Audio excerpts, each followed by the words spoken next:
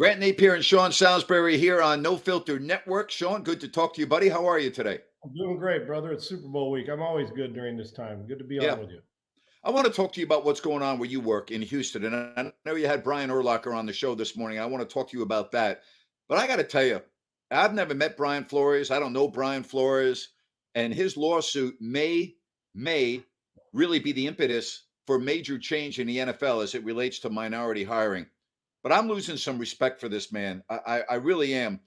You know, the comments from both Denver, the Broncos, and the Giants, again, we'll find out what really happened in those interviews. But I got to tell you, it really rubbed me the wrong way to have Brian Flores' attorney come out and say that while Brian congratulates the new head coach of the Houston Texans, Lovie Smith, we had great interviews. And had it not been for our lawsuit, Brian Flores would be the head coach of the Houston Texans. Really? What kind of statement is that? Seriously, how awful is that? I'm with you on the Brian Flores, and I hope it changes the way we go about the protocol and the process of interviewing minority candidates and giving them a legitimate chance. I hope Brian's impact is felt throughout the sports world that changes it, so we're doing everything fair. Now, that may be a little naive of us to think, but let's hope that good people do it the right way when you're interviewing candidates legitimate. We've well stated that and documented that. I actually thought it was kind of not what Flores is doing, but the way they're going about it. I thought it was weak, and I actually thought it was a snub at Lovie Smith. Me too. I do. I thought it was very weak. You know what? He doesn't need to validate his lawsuit by ripping other black coaches and basically saying, well, it's great that he got the lawyers. It's great that he got a job, but he wouldn't have sniffed that job if it wasn't for me and my lawsuit and me not getting the job. Well, first of all, Lovie Smith's a better coach than Brian Flores. Let's get right to the point. Well, he's been doing it a lot longer. Brian was still blowing his nose as a kid when Lovie Smith was coaching Super Bowls. Yes, and that's no disrespect to Brian, who is a good coach. But it's just the fact. Lovie Smith. Now, listen, there comes a point in time when, you know what? Can we just? It's so much easy to encourage and be nice and say, well, if this. And let me give you a little news about Brian Flores. That comment by his lawyers from a couple insiders in Houston that are around the Texans every day. Remember, Josh McCown was the 11th hour hire over the weekend. I mean, he was in the 11th hour. He was going to be hired because when it comes from Rappaport and Shefty and locals and Aaron Wilson and Brian T. Smith, when 15 dudes across the country are saying the leading candidate looks like he's going to be hired is Josh McCown, and then we wake up a day and a half later and it's now Lovie Smith. Right. Now, if you want to tell me that the lawsuit and the optics of it may have discouraged and scared them away from hiring quite frankly, a non-head coach qualified just yet, doesn't mean Josh McCown won't be great. And I love Josh, but at this stage, he's the least qualified of the whole group they were interviewing because he hasn't coached in the league. So I get that. Yep. Doesn't mean he couldn't go on and be a Super Bowl coach and won't be great some other time. But if that's the case, and some have insinuated that the lawsuit did stop them, and they got the phrase I got was "quote unquote" cold feet from the McCown thing, which is a good thing because Lovie Smith's a better coach right now than Josh McCown. So in the long run, it's going to work. But I hate to break this news to Brian Flores, but I think there's a real good chance had Brian Flores not filed the lawsuit or waited, that Josh McCown would be your head coach in Houston, not Brian Flores. So I don't even call this a fallback plan. I didn't like the process, the Texans are a Mount Rushmore dysfunctional team, the way they do things. So Lovie Smith has quite frankly earned the right not to be considered because the optics say, oh, by the way, hire. We didn't get anybody else we wanted. The optics reek of the smell of that the Texans don't have a clue. You had a guy in your building for a year who's been friggin' from Brian Urlacher on my show, all of us that have watched him, held in the highest regard by coaches and players in this league and people who make difference. And Lovie has been, as Brian Urlacher told me today on my show, as a person, a difference maker, to make you a better guy, better player, the way they practice. He goes, everything, the accountability in the building. He goes, I was so excited for Lovie to get hired. And so for me, I wish the Texans would have, when they knew this was all going on, they didn't have a coach, put Lovey at the front of the interview list. Damn well, I think he's quite frankly earned it, whether you hire him or not. Absolutely. Instead of waking up and saying, well, we didn't get Josh, the Brian Flores situation, we're not hiring Lombardi. We're not ready for Jonathan Gannon, Hines Ward. So, well, let's just get Lovey because we got the security blanket. Now, of course, Lovey's going to take it. Hell, he impacts people. It's a high-paying job. Probably Lovey's last head coaching job in the NFL at 63, maybe. I don't say his last coaching job, but maybe. He's got great energy. I just thought it was kind of weak, backhanded to, okay, let's hire Lovie Smith when if you didn't know he was a great leader the last year, then you ain't been paying attention in the building. Totally agree. Totally agree. But again, the attorney for Brian Flores, this is just chicken shit. This is really bad. And you know, when you file a lawsuit like that in federal court, class action suit, to me, there comes, you know, credibility, your reputation is on the line. And Brian Flores is a very well-respected coach. I know he just got fired from Miami, but again, he's respected around the league. I'm losing respect for him. I just got to be honest. And that statement, basically, as you said, is a slap in the face to Lovie Smith. Why make that statement? Like, what is the purpose of making that statement? To me, that hurts Brian Flores' credibility and what he's trying to accomplish with this lawsuit. Hell of a point by you, Grant. Listen, to me, it's twofold. It's one, I fucking guarantee you that Lovie Smith's earned more than just people saying he got this because the color of his skin. I'll fucking guarantee you that. Amen. He's earned. He's better than he's a hell of a football coaching man. So it ain't just Lovie Smith earned this. I don't the color of his skin or not. Now listen, is it great? Think about how Houston now. We got Kelvin Sampson. I want you to think about how awesome this Kelvin Sampson. We've got in the building. We got Steven Silas. Kelvin Sampson's a friggin' great coach. Steven Silas. You got Dusty Baker. Yep. And you've got Lovie Smith. So there's some progress being made, which is a damn good thing. Goddamn right. Is a damn good thing. But please don't, as a lawyer, don't send this message that, oh, we're glad of course we're glad that an African-American got hired. But Lovie Smith's not just an African-American coach. Lovie Smith's a damn good coach who happens to be African-American and is damn well qualified. That's one. Secondly, please don't send out this message that says, well, Lovey's only got there at my expense. Basically, at Brian's expense. If you're the lawyer saying, well, Lovey's got this job because Brian went out there and filed the lawsuit, and we filed the lawsuit in New York and Manhattan. Bullshit. Yeah, that Lovey deserves. It's kind of like if you're Lovey, you want to support the cause. Of course, we all know the cause. But the other side was like, dude, wait a second, man. I was coaching in a Super Bowl when I'm not even sure if at that point in time Brian Flores was on anybody's staff. So I thought that was a kind of a chicken shit approach to how qualified Lovie Smith really is. Okay, so here's the other question. Does it really matter who the coach of the Houston Texans is? The Texans, I mean, do they have a roster that you can win with? I mean, Lovie Smith, I don't care if you bring Bill Belichick in. I don't care if you bring Mike Tomlin in. I mean, can anybody win with that roster the way it is right now? Winning big, Grant, right now? No. They couldn't. Now, on Sunday, some of those 4th and 1, when to call a timeout, the stuff David Culley needed some schooling on, Lovie Smith will be better prepared for that. Well, because he's seen this situation in the most clutch of times as a head coach in a Super Bowl against the Indianapolis Colts and plenty of playoff games, right? So he gets it. I think they'll be better there. But no, I don't know. So they win 4. They get to 7. That would be, listen, he gets them to 7 with this current roster and a bunch of rookies with these draft picks they're going to get from the Deshaun Watson trade eventually. And with the 3rd pick they have in the draft, they should have some guys that are there that can 2 or 3 years now. But next year, no.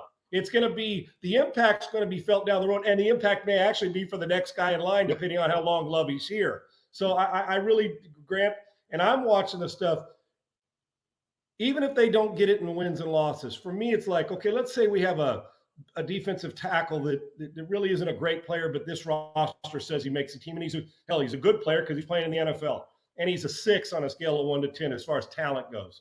And Lovey can milk the 6.5 or 7 out of him. Yep. That's what I'm looking for because eventually it pays off. The question is if a guy's a 6 and he stays a 6 or is a 5.5, then you're not maximizing the building. So it probably doesn't matter record-wise. But I'm looking deeper. I'm seeing the forest through the trees. I want to see is the growth. We saw improvement with the defense this year, at least in turnovers and a little more pressure on the quarterback. So, yeah, you're right, Grant. It doesn't.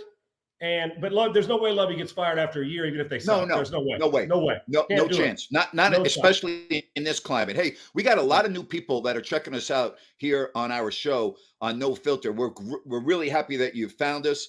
Grant Napier and Sean Salisbury. And if you want to come on with us, you just hit your knock button, and then we'll put you up in queue, and you can ask us a question. So you have the opportunity to do that anytime you want. All right, so I want to talk a little bit more about Brian Urlacher, who you can also see here on No Filter Network. I've been blessed to do a couple of shows with him, the Hall of Fame linebacker. You made a couple of comments about your conversation on Houston radio this morning with Brian. Did he say anything else that kind of stuck out at you that you didn't really know about Lovie Smith?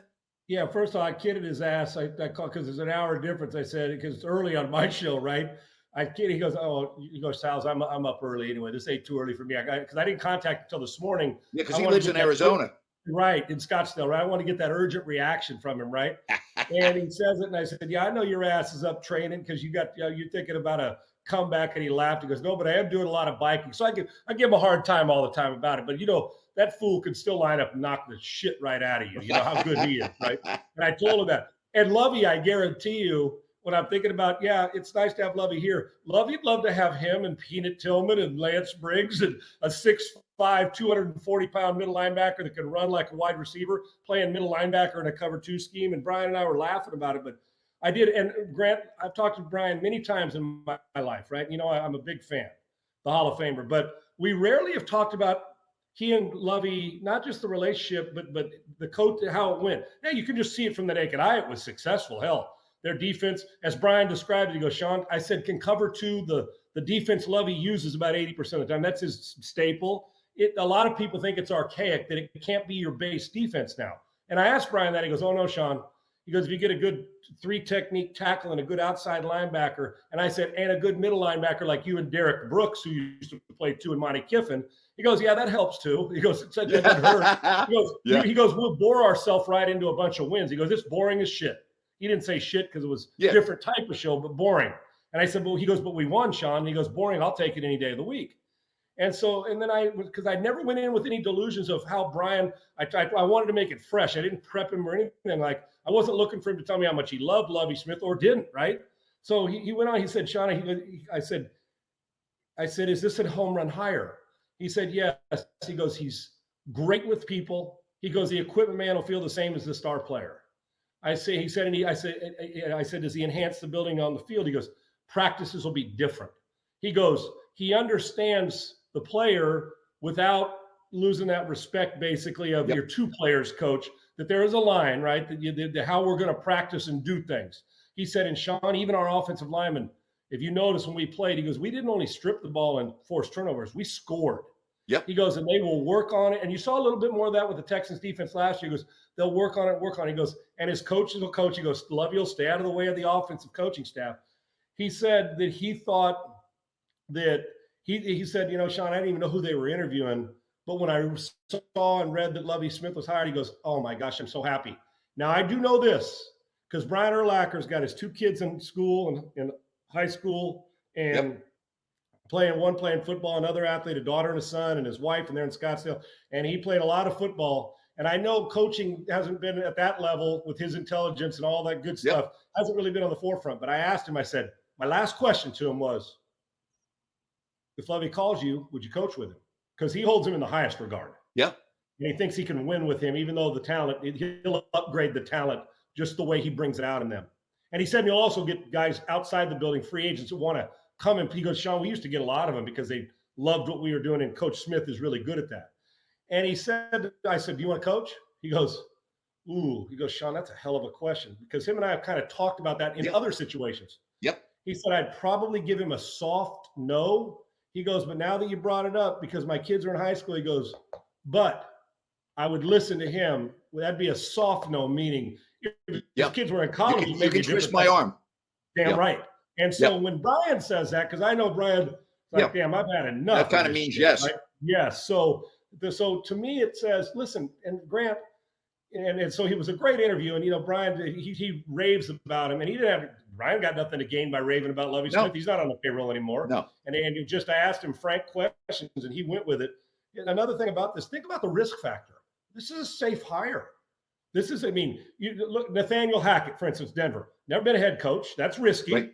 He's Yep. been fired before, but No he's a question. good football mind. You Mike McDaniel, who's a phenomenal football mind, one of the smartest guys in Yep. football. That's a risky hire in Miami. Kevin Brian O'Connell Daboll in New York's never coached. damn right. And Kevin O'Connell has never called plays with the Rams. He's the offensive coordinator, like Zach Taylor was when he got the job. He's headed to Minnesota. So Yep. all these guys are risky. The truth is that Dennis Allen's getting a second chance. Lovie Smith is one of the safest. If Lovie Smith was coaching Denver's talent and had a quarterback, bingo. This is a good hire. Every coach has had to have their first job. Bill Parcells had never been a head coach before the Giants hired him, and the rest is history. Pat Riley, we can go on down the list. So sometimes we make too big of a deal over that, because the reality is, as I just said, Lovie Smith or no Lovie Smith, they have to seriously upgrade their talent level in Houston. And then here's the other issue, which is still ongoing, and it's Deshaun Watson. And is the legal issues going to take care of itself in the offseason? Number one. Number two, will the Texans be able to move Watson? And then once that occurs, what will they get for him? And will Watson then be suspended by the NFL? There are so many unknowns as it relates to their most talented player. And you and I are on the same page. You and I both feel, and maybe I don't know if I would put him in the top 5 now after I saw from Josh Allen this year and what I saw from Burrow, but he's one of the top quarterbacks talent-wise in the NFL. You and I both agree on that. Yeah, if he ain't the top 5, meaning Deshaun Watson, I got news for you. He's holding the door to Jansen to kick that bitch open. I can tell you talent-wise, I can promise you that. Saying, let me in because give me another season, I may belong in there. The problem is, you know how the out of sight, out of mind goes. We didn't see him this year, so people kind of forget just how good this dude was and is. Right. All to those questions. One is, I think we could probably expect, and I don't know, that when all of it's settled, whenever that is, whether it's in court or settled out of court, and if there's no criminal charges and happens to be done through a settlement, then I would imagine at some point the commissioner, when all of it's settled, he ends up where he's going to end up, will say, here's the suspension at the beginning of the season. I don't know if it's 2 games, 4 games, 6 games, whatever that is. So I believe that will happen, because I don't think you can just let it go unscathed regardless, right? Because of the look and the optics for the NFL. I think it'll happen regardless. No, you have to. Absolutely. Yes. And the other stuff, he's not playing in Houston. The Texans don't want him anymore. He doesn't want to play here, regardless of the legal stuff. He didn't want to play here. That's when it started, even before that. And he's going to get traded. Now, I don't know. In March, I think you'll start to see the steam hit even more, Grant, about, subpoenas. Is it going to, is this going to be criminal or is it not? And if it isn't, then you'll start to see, do some of these gals want to settle out of court, or some want to take it the distance? Does Deshaun, by settling, does he feel like it's hurting him PR-wise, even though there's been some damage already done, whether it's true? I don't know the case of any of it, because she said, we weren't there. So that's why those smart people above my pay grade on the lawyer side, and they'll take care of that. Both sides need to be heard. Whatever it is, he's going to play football again. When? I don't know. It's not a matter of if, it's a matter of when. The assumption is by some that cover this stuff, like the media, that it doesn't appear criminal charges are coming down the pike. But then again, Grant, somebody wakes up one morning and says, no, I'm not settling. It's not enough, or this happened to me and I need to be whatever that is. And I get it from both sides. I do. That why somebody, and they both need to be heard, and we got to let the lawyers handle it. And then the last thing is what he's going to get traded for. It's going to be somebody who's desperate for a quarterback that's willing to part ways with a whole bunch of assets, like Carolina. Because I'm telling you, another big loss. You're losing a great talent by Watson leaving anyway, by you trading him. If Nick Caserio gives him up for a first rounder, a second rounder, and a player, this city will lose its collective mind. Yep. If Nick Caserio gives him up for just 2 first rounders and a third rounder, this city will lose its mind. What they want to give him up for is 3 1s, a couple 2s, and a player. And no way. I guarantee you somebody's giving him 3 number 1s. I don't think so. Well, the uncertainty surrounding him would prevent me, if I'm a GM, for giving up 3 number 1s. What if I tell you in March, all of a sudden, it's all settled? That it's all settled out of court. Let's just play the if game. If I tell you it's all settled out of court and you're Matt Rule and you got 1 chance left, you trading, you're waiting on a 2024 first round pick to help your ass out, or you're bringing that quarterback in that may get you 9 wins and a comeback coach of the year type of thing? He's getting minimum. Sean, I'm not giving up 3 number ones. Okay, I listen. I understand you and I GMs how we feel about it. Right. But desperation's a bitch for some, right? It's a bad thing sometimes. It's a bad D word for some. You don't want that D word, the desperation. But imagine this: they're going to be, assuming they're settled, that this situation, whatever the situation, gets taken care of. Think of Trey Lance now. You traded 2 number ones and you had a quarterback in house. You're San Francisco.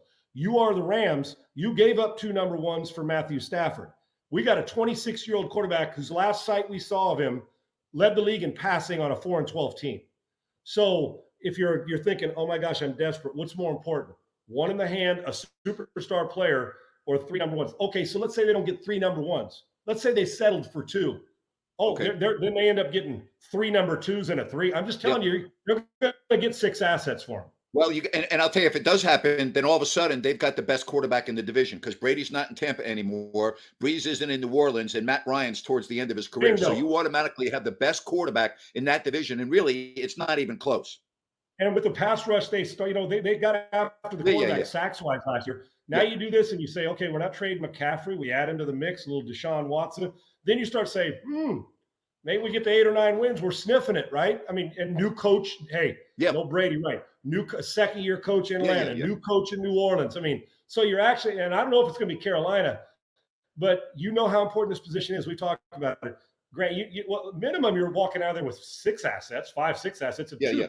There's no way you're getting anything. What they'll do is if it's just an offer that's 2, and if Deshaun turns down the best offer because he doesn't want to get traded there, then Deshaun's going to find his ass sitting out. Yeah, because you cannot get. He doesn't get to dictate, even though he doesn't have a lot of choices, Sean. He doesn't have a lot of choices. To me. If I'm the GM, if I get the best deal, you're going wherever my ass is trading you to, or you're going to sit out with no $40 million.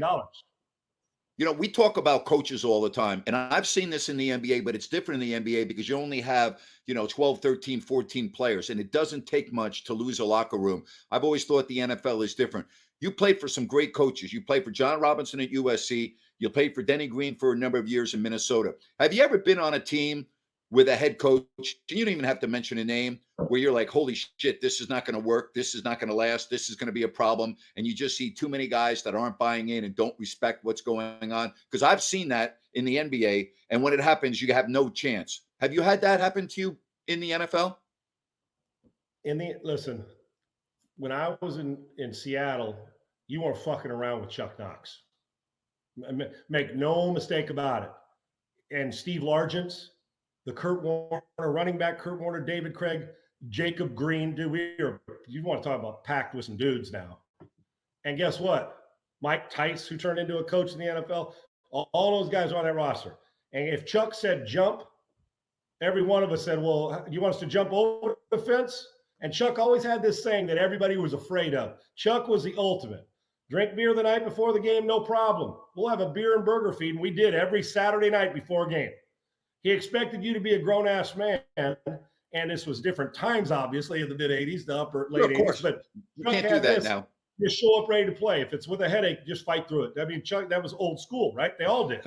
Like Madden, Chuck Knox. Right. But I'll tell you what, Chuck had this great saying, Grant. I don't know if I've ever told you this. He said, if you're going to throw the ball over the fence, your best better make sure you can go get it. Meaning, if you're going to dick around, you better be able to get it and sprint back before that big-ass dog or you get caught. And he was right. And it makes so much sense. So, Chuck, I was think about this now. You want to talk about a lucky son of a bitch with the coaches I played with. There's one. Burnsy had been in it so long, Jerry Burns, that it was just people loved Jerry Burns like he was. And how did Jerry talk? Can you give us a 30-second Jerry Burns speech? You fucking cocksuckers. Okay. Hey, fuck. You fucking cocksuckers. Well, fuck, if we lose to the fucking Bears, I'll fight Ditka in the fucking parking lot. I don't fucking care. You fucking cocksuckers, you big knockers got to fucking show up and you got to fucking play. And if you don't fucking play, I'll find somebody else who can fucking play. Hey, wait, throw that play, run that play where if I fucking throw the ball to AC. That was Burnett and the greatest. You're a fucking beauty. You're a fucking beauty. You sound more like Burnsy than fucking he did. Yes, Burnsy, like I've told you, used fuck is a fill word, right? But he was the greatest. And everybody on the team friggin' loved him. And you want to talk about a guy through Bud Grant and all that who'd seen it all and who defended his players. I remember you looked up that when he hit with Bob Schnelker. Yeah. Not only his players, Bernsey will fight your ass, even as small as he is. You want to go out in the parking lot, a fan want to boo and call Schnelker names, our coordinator, Bernsey will take your ass out in the parking lot. He'll fight your ass right there. And he was phenomenal. So there was respect. Then I got to Denny Green. Come on, man. Denny Green, his first press conference when he got the job from Bernsey was, there's a new sheriff in town, and he wasn't bullshitting, brother. We did it the right way. And Denny made it simple. He goes, I don't fine you. You're late for work. You fine yourself. Here's the rules. Live by it. And he empowered his coaches. Denny didn't wear the headset up and down. He coached Jerry Rice. Denny would let Brian Billick or Tom Moore, Mark Trestman or Bob Schnelker, and Floyd Peters, our defense coordinator, Tony Dungy. They did all the stuff. Here's what kind of impact Denny had. It's 3rd and 4. Walk by Brian Billick and didn't say call the play. He said, give me your best run. That simply meant if you throw this fucking ball right now, I'm going to have your ass in a sling. Give me your best pass. You got 2 downs here. That's how a coach played. He let Brian call it. You got 2 downs here, meaning it's 3rd and 4th. I'm going to give you a 4th down at the 28. So give me your best next 2 plays. And nobody, dude, you didn't. When Denny called you to his office, like a good coach should, you didn't know if you were going in there to get the starting job or for him to tell you, you better pick your ass. I mean, so you were scared. It's that respectful fear you had with your own man. John was the same way. And then I get to San Diego the last year of my career, and I was for Bobby Ross, who's a military guy. So you don't think that maybe when Bobby Ross, everything was boom. And just a phenomenal for the families and all those coaches involved that I just named, all about family the day before the game. And then Bobby got there all about family. Bobby Ross was military. So I was one of the blessed guys in my career. I never ran across a coach in the NFL that I looked at and said, we're going to walk all over his ass. There's some assistants that you can see. But not a head coach. As a head coach, nor the way I was raised, was I willing to even attempt it. And most teammates, those 4 dudes I just named were, and maybe it's a different time, but Denny Green could coach this era easily. Yeah. Of course he could. John Robinson, no question about it. So I was the respect I had for those guys because they'd flat out earned it, and I knew no better, and I wouldn't have ever challenged that. I want to talk to you about the Raiders, but I want to let everybody know that's listening. Sean and I do this twice a week. We're on Tuesdays. We come on at 4 Eastern, 1 Pacific. And then on Thursdays, it's an hour later. We'll be on at 5 Eastern, 2 o'clock Pacific Thursday. You can join us this Thursday. We're going to talk a lot about the Super Bowl because today we got too many other things to talk about. Then on Thursday, we'll really center it around the Super Bowl coming up. I found it interesting that there were some rumblings from Raiders players after the hiring of Josh McDaniels. And let's face it, McDaniels is the sexy hire, and we know about his pedigree in New England. He said he's learned a lot from his experience in Denver, but the coach they had, Bisaccia, was a coach that the players loved playing for. They were going to run through a wall for him, and I believe, based on what I've heard and speaking to some of the people I know within that organization, that's the man they wanted Mark Davis to hire. It didn't happen. For Josh McDaniels' sake, I sure hope they get off to a good start this year. Yeah, and here's my message to my lifelong diehard Raider fan. Deal with it. Sorry, players. You don't run this fucking team. Okay? Right. Now, and you owe it to McDaniels. If he didn't coach you in Denver, I understand where he comes from and all that and the preconceived notions we may have of McDaniels now. But you know how long it's been since McDaniels was the coach in Denver? There's been it's been a long ass time. Yeah. So we got to listen, we all have a coach. Listen, when Jerry Burns left, we friggin' hated it because there's a comfort zone. You get locked in. You know, Burns, he loved veterans. You watch the way he dealt with it. It was like losing a best friend. It's like, no. And then he walks in and like, well, what's this going to be about? Okay. Don't know much about him. And in a matter of about 15 minutes, and then a couple practices, all good. We would have loved to have Burnsy, but we got Denny. We said, we're in good hands. I get it happens all the time. And here's my message. And I know they played well enough for Bisaccia. They got better. No question about it. But with Bisaccia, it's like, all right, if you want to keep him, win 2 more playoff games, and you'll have no problem. He stays, right? You wouldn't have hired a new coach. I don't mean Yeah. Listen, I would have, if I was Josh McDaniels, I'd have begged Rich Bisaccia to stay. But I know after you've been there and they pass you over how hard it is. But I'll tell you what, Rich Bisaccia is not going to be without somebody loving him because he impacted that team. So yeah, it feels lonely as a player, but player empowerment's fine and dandy. But whether you like it or not, you want to earn a paycheck, you want to keep going. And the Raiders went through a ton of adversity this year. You got to at least see where Josh McDaniels is. Even though you missed one, you still got to you still got to see what the fight in this dog is too, and how it's changed for McDaniels. Who doesn't like Rich Bisaccia and the impact he made? Yep. This happens on a lot of teams. A lot of time, guys move and go on, and they don't keep the job. But your job now is not for him to impress you; it's you to impress him, and hope in the process that McDaniels' impact is felt in the first 5 pages of the book, not page 427, because then you will lose. We're in a time now you can lose players a lot quicker mentally. They check out on you sooner. Not they're not better or smart. It's just we're in a different time when player empowerment's bigger now than it's ever been, and they can sometimes dictate a franchise. There's a fine line. It's like broadcasting, Grant, when we're doing a show or you're doing a broadcast. As an analyst for me, or when you tee me up and we're doing a basketball game or we're on a studio show, for me not to talk over the person who's maybe never watched a game, or to talk under the expert so they're disinterested because they're like, this is full of shit. I'm not learning anything. And it's the same as a coach. You want to make sure that you don't coach so hard that you lose the guys that are trying, that they're grasped on to Rich Bisaccia, and you got to do it your way. But also you don't want to be too soft when they come in and walk in, and a week later they're like, this shit is too easy. Boy, and to balance that's the hardest thing to do. He knows X's and O's. It's balancing and you know what? 53 dudes, 48 of them aren't going to be the same. They're going to act different and need different from you, kicking the ass and arm around you. So that's the challenge, especially when you lose a guy who was very popular in the building. Yep. I want to talk to you about Dennis Allen. When he was with the Raiders as their head coach, he was like a fish out of water. I actually had a weekly radio show with him when he coached the Raiders, and I actually used to dread having him on because, and again, I understand where I'm coming from when I say this. He's such a dry personality. He's a terrible interview. You can tell he doesn't like doing it. But, we have a pretty good coach in New England that doesn't like doing interviews either. I don't judge a football coach on how he does in interviews. But I wasn't impressed with him when he was the head coach of the Raiders. I also really don't know, and I go back to what Houston with Lovie Smith. I'm not really sure there could have been a coach during that time that could have had the Raiders on the right track and winning. But he didn't strike me as somebody that I looked at and go, yeah, he's someone that I would hire to be a head coach.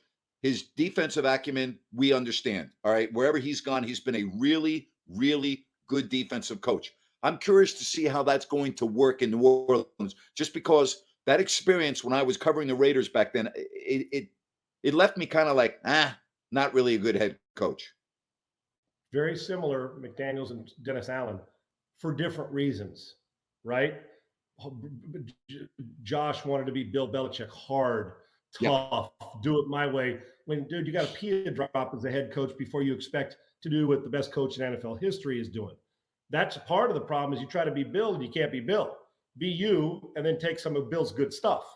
Yep. And with Dennis, same way, but a different type of personality. So can the second time around, now that he's Sean Payton and had been in New Orleans, did he learn a different way to do things? Because Sean's tough on his guys, but Sean Payton also puts a smile on his face. I mean, he approaches it, and you got to see that. Here's the way I feel about this, Grant. I'm with you. I don't really care if you command a press conference. I don't. The initial one we always do it. Right. Dennis looked buttoned up and was very crisp in his press conference that I saw today. I thought he was very good, but I'm with you.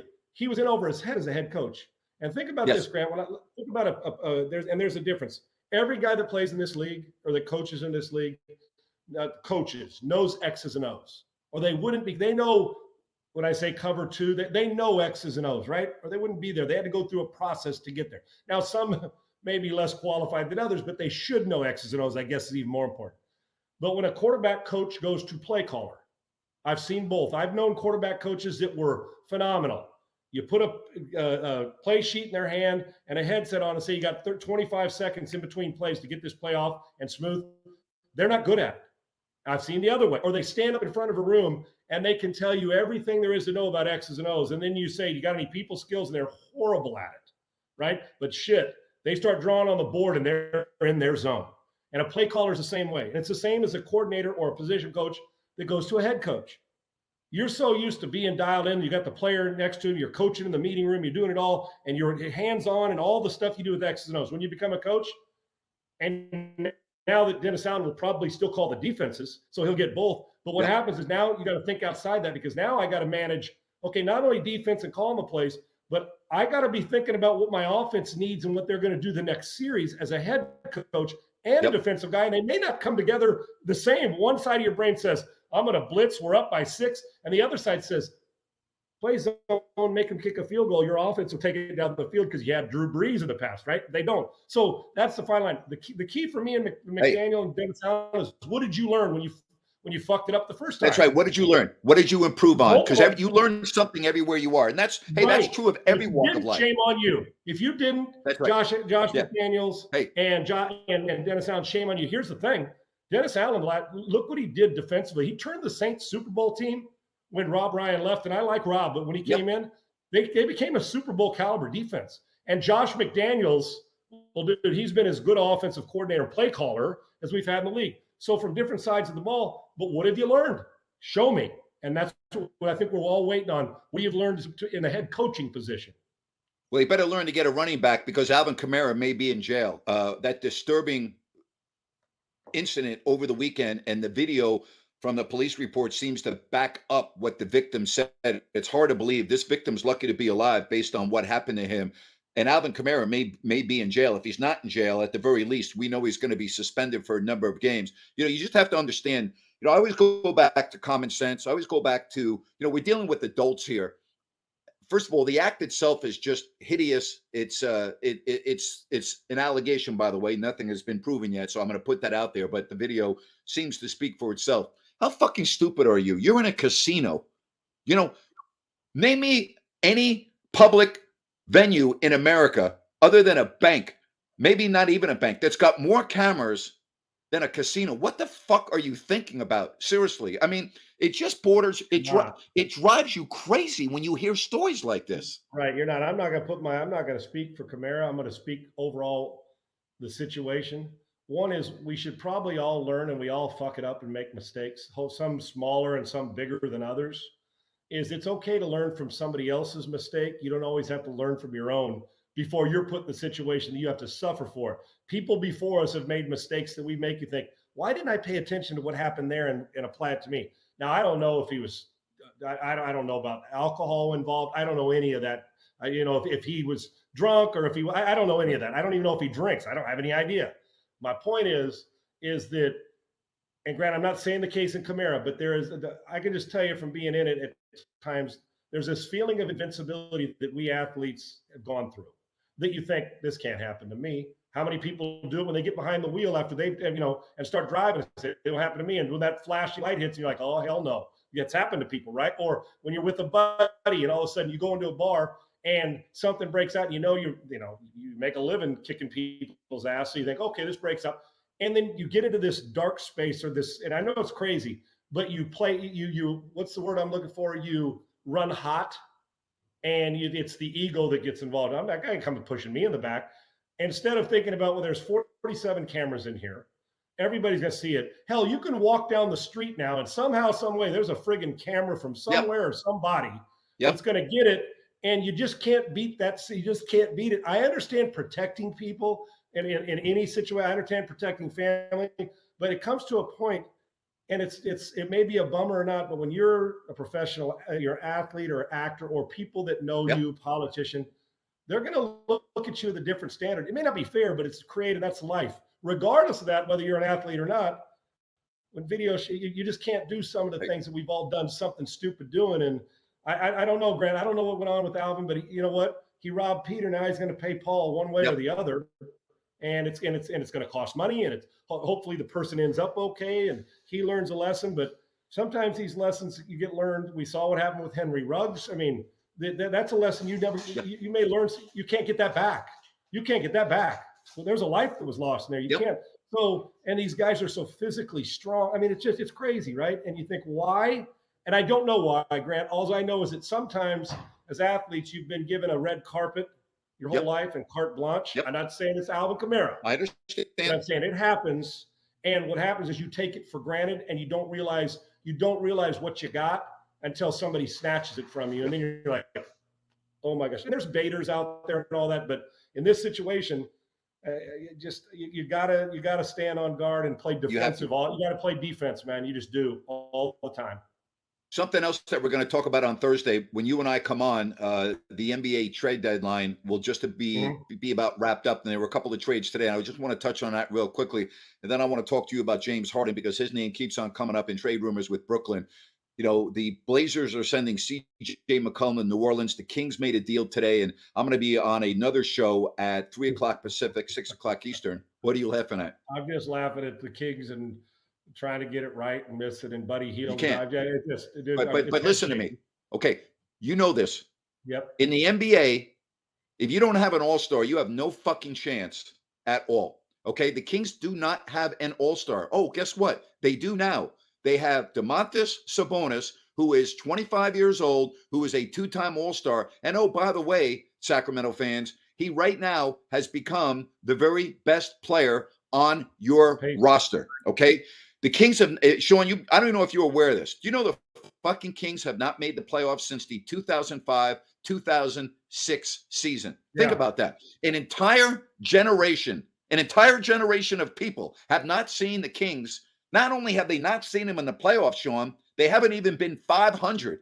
Now think about that. And fans bitch and moan because they're not making any moves. Hey, guess what? You can't do any worse than you are right now. Roll the fucking dice. Take a chance and get a stud in Sabonis. Now, does that mean the Kings are going to win 50 games next year? No, it doesn't. But when, you know, Sean, the saying, if it ain't broke, don't fix it. The shit in Sacramento's been broke for a long time. Oh, yeah. It needs to be fixed. All right. So I want to talk about that. And then I want to talk to you about James Harden. I have never been a fan of James Harden. If I was a general manager, I would not want James Harden on my team.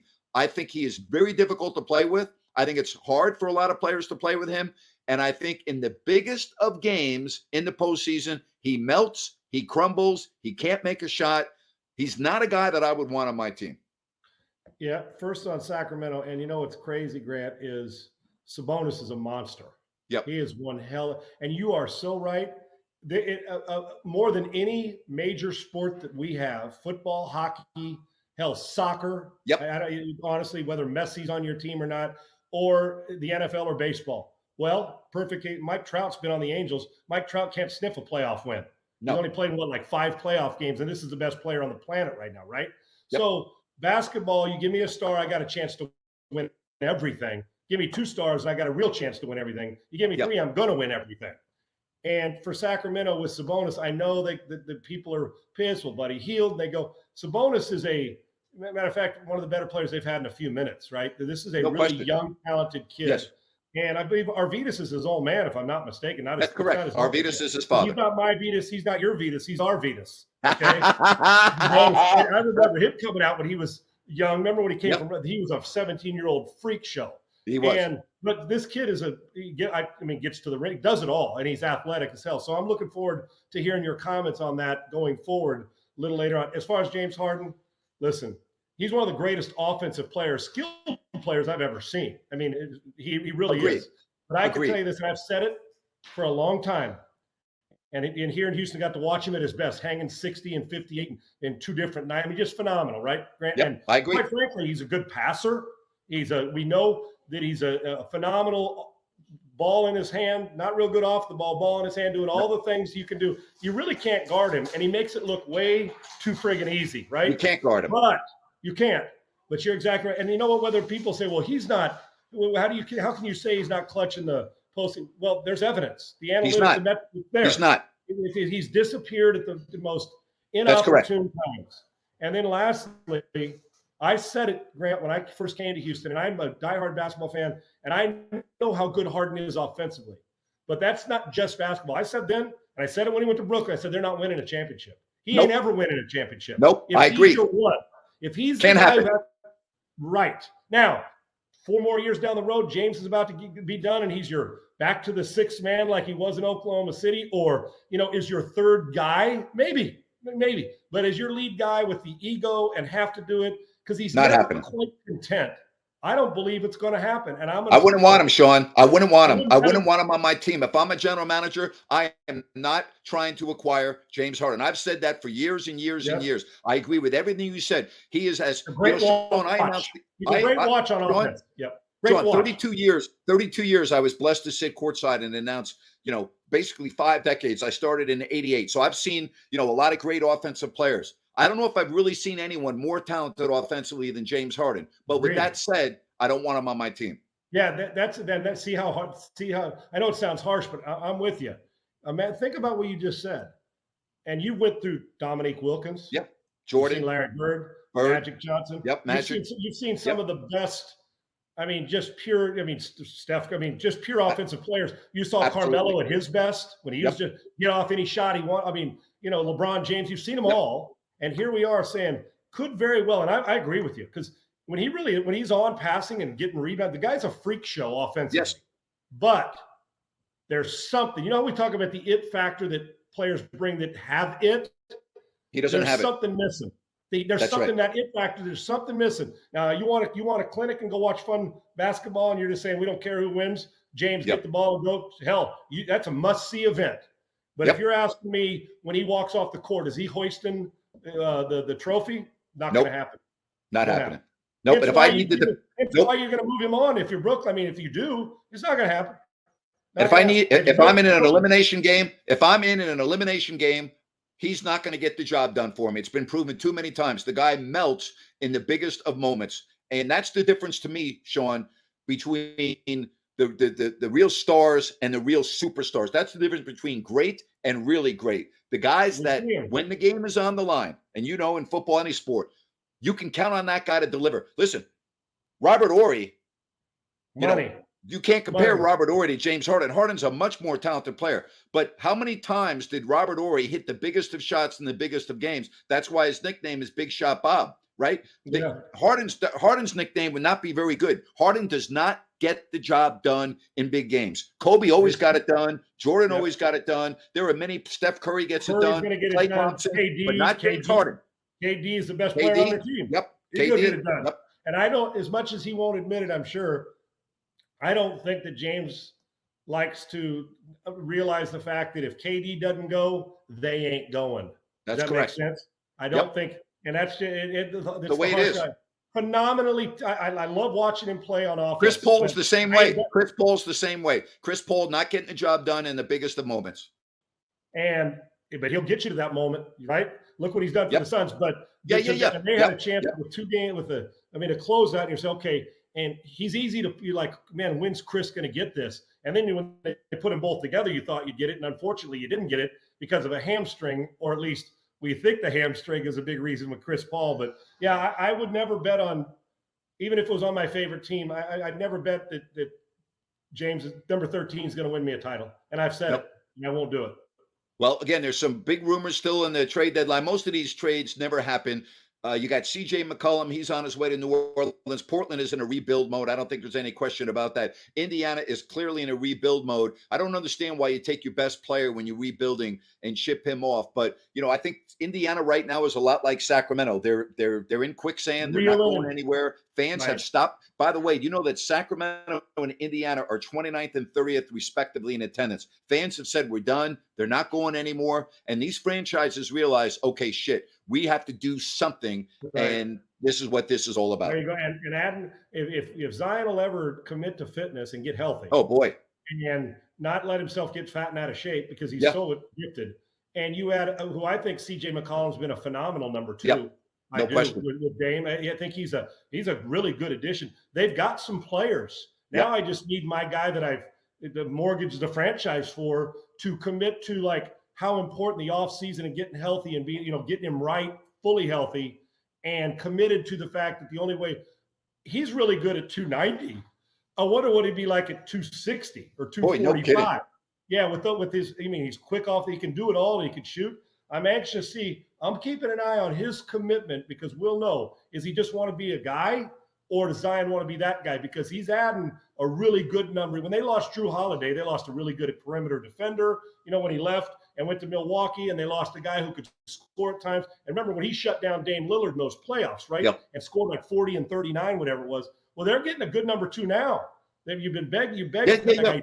right? You get a CJ McCollum who can score, and he's a good guy to have, and he never has to be that guy. And so it's a time that they can actually start to build something, but it all hinges on Zion's commitment to it and getting healthy. Okay, so you just hit on something that I've always talked about as major red flags. Here's a guy that comes out of Duke, top pick in the draft, has the whole world in the palm of his hands, right? And everyone's been telling him the same thing. You need to get your weight down, this and that. And you just used the word commitment. And he's got everyone in the world around him. We know he's got his personal handlers, the trainers, he got everybody. And yet he still had reported came in this year well overweight. And I'm showing you've been in sports your whole life, okay? That shit drives me crazy because what's the saying? You can lead a horse to water, but you can't make it drink. This is on Zion Williamson. I know he's young. The question is he going to grow up and learn what it takes to be a professional basketball player that not only is going to benefit you, but benefit your teammates? And right now, I don't see it with him. I don't see it. He's 21 years old still. He's a kid. Yep. Yes. But I'm not going to keep making that excuse till he's 25. Can't. As a kid, you can shift your paradigms as a kid. The older you get, the tougher it is to shift your mindset. And the tougher it is to rebound from injuries and commitment. And I understand, well, he's young, but when he's 28, that hardwood, and if you're carrying around a lot of weight, then all of a sudden another ankle injury or a knee injury. And before you know it, you're just become just another guy, and that you're no longer the franchise guy. Just another guy. Time. But granted, it ain't going to be what you say. It ain't going to be what I say. It is going to be what CJ McCollum tells him, or if somebody comes up to him, LeBron puts his arm around him in the offseason, or anybody that's committed to, like, dude, or if Giannis comes up to him and says, I want you to be great, that's fine and dandy. Look at fucking Ben Simmons. Look at Ben Simmons. It's two things to me. I don't, and as a coach and a person, you want a great one, great ones do lonely work. You don't have to tell them. You don't have to say shit to them.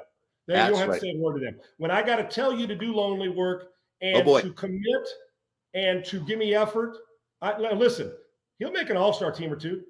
At this, he won't win an MVP if this keeps up because he won't give me 82 games and he won't be able to last it. Now, when he's going, shit, you're in trouble. But the commitment, I'm not talking about the short stints of it, which we saw as a rookie. I'm talking about sustained success. Is two things I ain't ever coaching as a coach. And I'm not coaching my best friend at it either, or any quarterback I train or a kid. You're not my kid. I'll set the example. I ain't coaching commitment and I ain't coaching effort. If you ain't giving me either one of those, you know what? Get the hell out of here. You ain't worth the powder it takes to blow you to hell and back. Okay. Yep. And that's the way it is. And I'm rooting for him because, boy, is he fun to watch when he's going. Oh, boy. But I don't want to be at 26 saying, yeah, boy, what a bummer. You know, I don't want him to do that because at 21, he can still get it. But I ain't coaching commitment. I ain't coaching effort. If I got to, player won't be worth a shit. Thursday, we'll talk about the NBA trade deadline. We'll talk about the Super Bowl. It just seems like, you know, let's face it, this is not the sexiest of matchups.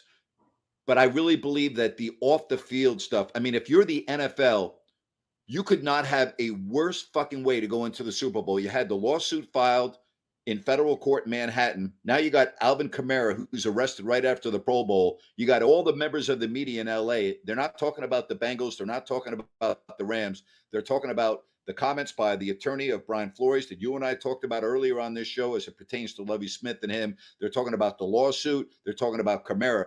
This is just an awful way if you're the National Football League heading into your marquee game. And oh, by the way, the greatest football player of all time, not playing anymore. Yeah. He retired. So we got that to deal with. So if you're the NFL, you're begging for Joe Burrow to play like Brady and Matt Stafford to have a game like Patrick Mahomes. Yeah. Winning a big game. And so we can kind of, at least for a minute, squelch that until we get to the Aaron Rodgers, Russ Wilson, Deshaun Watson off season, right? And who's going where. So there you have it. But we'll take it for a minute. And we'll break it down. I think we're going to get a good game. It's hard not to get a good game when these two quarterbacks who can rip it in these offenses. I think we'll get a good game. I'm already leaning towards a little bit more low scoring than I think people are going to expect because of the pressure factor in a huge game. I'll tell you one thing. I don't think Joe Burrow is going to wet his pants. Okay, you and I have talked about that the last couple of weeks. You made a good point in the middle of the year. This guy does not look like anybody that's in his second year, you know? I can tell you this, Grant. Watching the game, I'll probably get more jacked up and the word I'm looking for. I'll piss my pants faster than Joe Burrow watching the game than he will playing in it. That's what that dude's got. And he's you know what? Back to the it factor that I want to ride with Joe Burrow, right? Yeah. And I think, listen, Stafford's story, I couldn't be more proud of him because I couldn't. But I'll tell you what, and I think Matt knows this too. If you're playing Joe Burrow, dude, you better bring a frigging suit of armor and know that he's coming every frigging down. I actually think it's going to be a good game. It ain't sexy, but sometimes sexy's overrated once you take the makeup off. Amen. You know what I'm saying? Oh yeah, there you go. Absolutely. Hey, I got Steve just hit me up on the chat line. Did I already talk about the Kings? Sean and I just talked about that. I'm going to give you 2 ways. I'm going to put this show up on my YouTube channel if you don't like that with Grant Napier. All right. So it will be available, and then we'll put it up on our social media accounts. And then I am going to be coming on Listen app. It's very easy. You can go online, listenapp.co, or you can just download the app. And at 3:00 Pacific, I'm going to be talking all about the Kings trade and everything else. So you can join me there. And then for everyone that is on with us right now, we really appreciate you joining us today. Sean and I will be back here Thursday on No Filter Network at 5:00 Eastern and 2:00 Pacific. Good show today. Tell me this shouldn't be seen all over the country. Goddamn right. And it's you get the same energy from both you and I every Tuesday and Thursday. And it's honest, but we do appreciate the reason we do it is for the fans and the listeners. That's why we love to do it. That's why we're here, man. And we appreciate them. And I'm so far in over my head and all this. I just try to keep up, brother. And I'm so grateful for our great listeners, and obviously being able to have you that takes me down the right path and brings out all the energy I need. Thank you. I'm just, holding your hand, Sean. That's what the hell I do on this show. I'm just holding your hand, buddy. That's my job. Just make sure it stays to the hand, okay? Hey, you know what? You better be careful in 2022. I know we're on No Filter Network. Shit, I don't know if you can even make a comment like that. You might be offending somebody. What are they going to do? Cancel me? No, they already did that 15 years ago. I canceled myself career-wise because I threw too many interceptions. What are you going to do? Not start me? Oh, okay. Thanks. What a bummer. All right. Yeah, well, here's what I say to that. Don't let your meat loaf the rest of the day, okay? Hey, man, love you. We'll see you Thursday. Love you too. Thanks for everything, brother.